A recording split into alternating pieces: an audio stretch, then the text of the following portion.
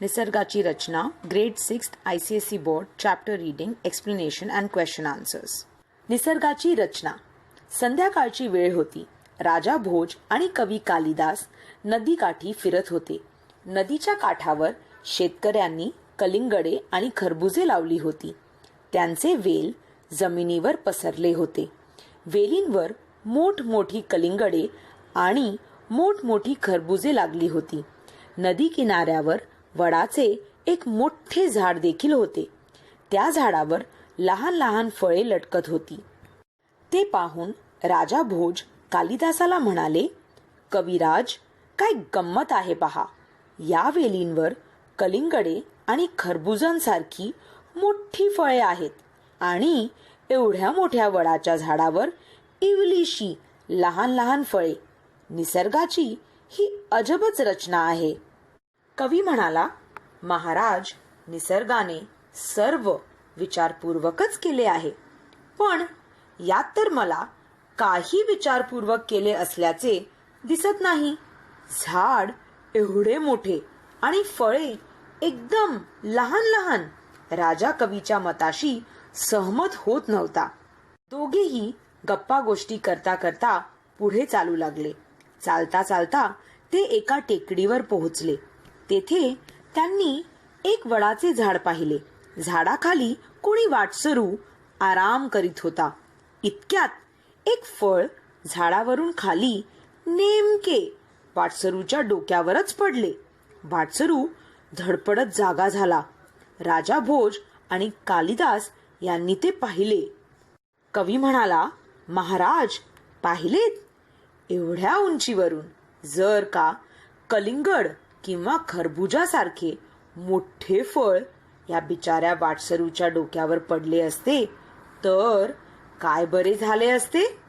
म्हणूनच मी म्हटले होते की निसर्गाने कलिंगड मोठे आणि वडाची फळे लहान बनवली. ते विचारपूर्वकच केले आहे. राजा भोज म्हणाले, कालिदास, तू म्हणतोस ते खरं आहे. निसर्ग सर्व काही विचारपूर्वकच करतो, हे मला आता पटले. शब्दार्थ. वेल, लता, क्रीपर. अजब, विचित्र, स्ट्रेंज. रचना, योजना, प्लॅनिंग. इवलीशी, छोटीशी, टायनी. वाटसरू, प्रवासी, ट्रॅव्हलर. धडपडत, स्टम्बलिंग. निसर्गाची रचना, मदर नेचर्स क्रिएशन. संध्याकाळ, इव्हनिंग. नदीकाठी, बाय द रिव्हर बँक. कलिंगड, वॉटरमेलन. खरबुजा, मस्कमेलन. वडाचे झाड, बॅनियन ट्री. विचारपूर्वक, with a lot of thought.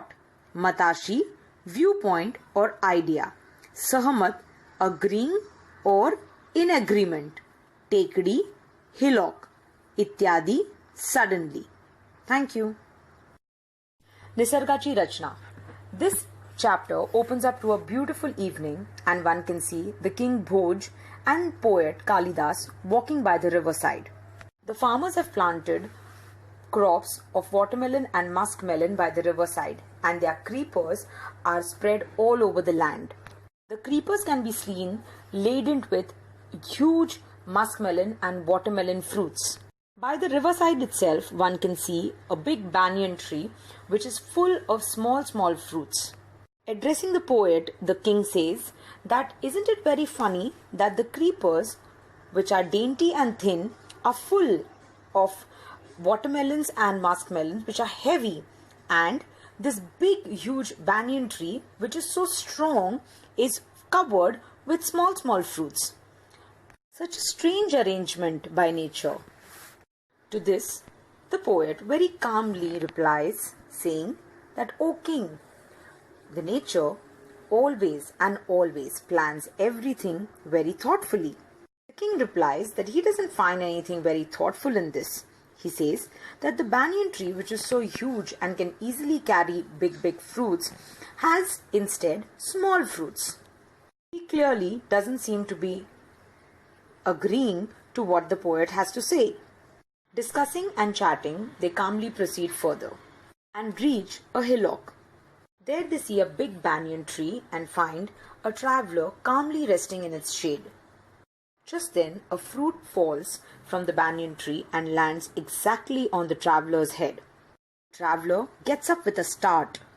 Now, the king and the poet has witnessed all this, and the poet again re-emphasizes and says, "See, my lord, if from such a great height a watermelon or a muskmelon would have landed on the traveler's head, he would have certainly been gravely injured.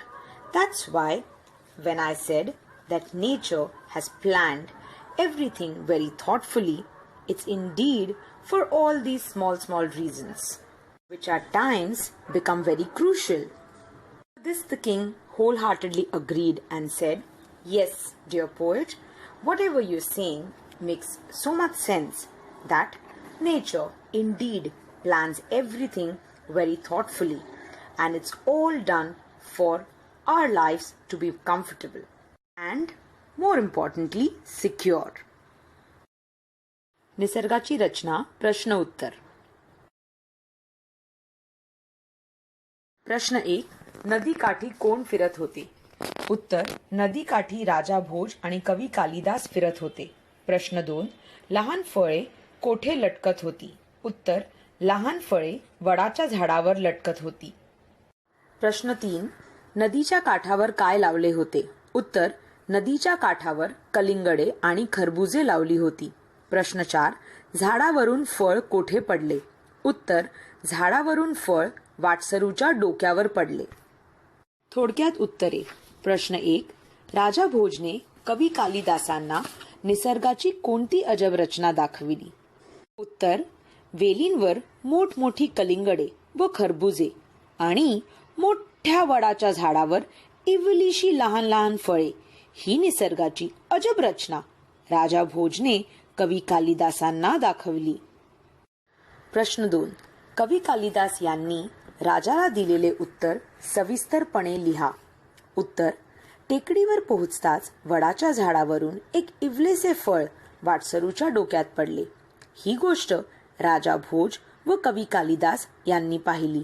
तेव्हा कवी कालिदास म्हणाले, एवढ्या उंचीवरून जर कलिंगड किंवा खरबुजासारखे मोठे फळ त्या वाटसरूच्या डोक्यावर पडले असते तर त्याला किती दुखापत झाली असती.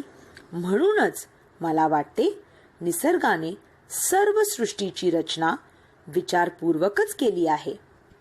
खालील शब्दांचे योग्य अर्थ लिहा. विचारपूर्वक, नीट विचार करून. अजब, विलक्षण. सहमत, मान्यता. बिचारा, असहाय.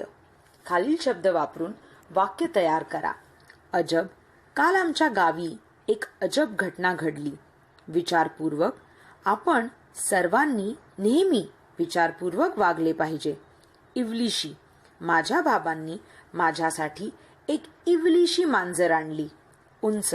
नारळाचे झाड खूप उंच असते. धन्यवाद.